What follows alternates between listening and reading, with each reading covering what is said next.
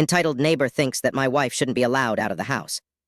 This story is a bit old, so some of the details are not exact, but the overall story is accurate. I live in a very friendly community in Sydney, Australia.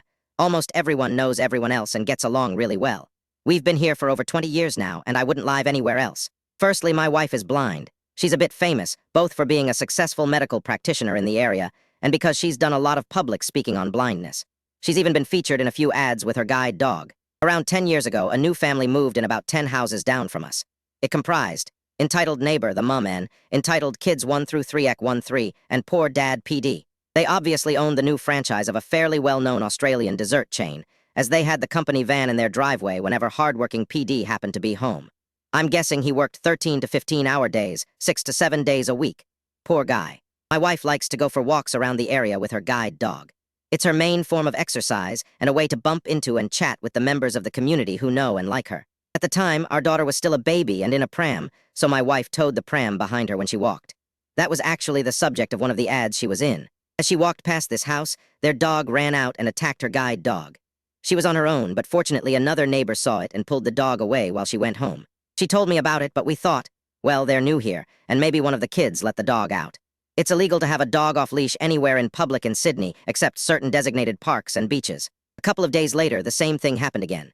This time, the dog ran all the way to our house from theirs and attacked her dog. Fortunately, I heard her scream, came out, and dragged the dog off her. This time, I went over to N's house to complain about their dog.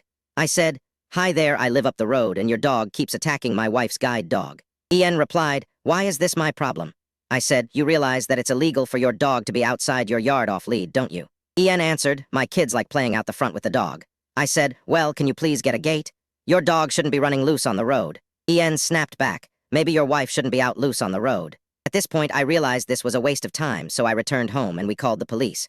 Remember, wife blind, well-known community member, and very strict dog laws. The police came over, and we told them the story. They took notes and said that her actions constituted assault on my wife, not just breaking the law by letting their dog out. They asked if we would like to press charges. We said, "No, but can you talk to her about not letting their dog out of the yard?" They agreed and said they'd further warn her that if they get another complaint like this, the dog would be seized and euthanized. A few days later, my wife wanted to go for another walk, but she was still a bit shaken by the two attacks, so she asked me to come with her. As we walked past N's house, EK13 were in the front yard. When they saw us, they immediately lay on the ground and played dead. I noticed En watching and asked what was going on. She said, "Well, if you are going to get our dog killed, you might as well get our kids killed as well." A few days later, our doorbell rang. I answered, and the man there introduced himself as N's husband, PD. He said one of their direct neighbors saw what was going on with his wife, kids, and their dog, and told him about it. He apologized profusely for what his wife and children had been doing and said it would never happen again. PD seemed like a very nice, if exhausted, guy. I said this is a close community and everyone likes to get along.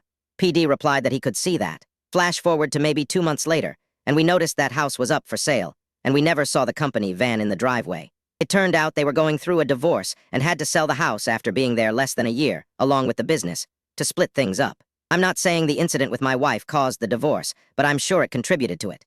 Unfortunately, he was working so hard all the time, letting his entitled wife raise 3 entitled kids. They are going to face some hard knocks in the future.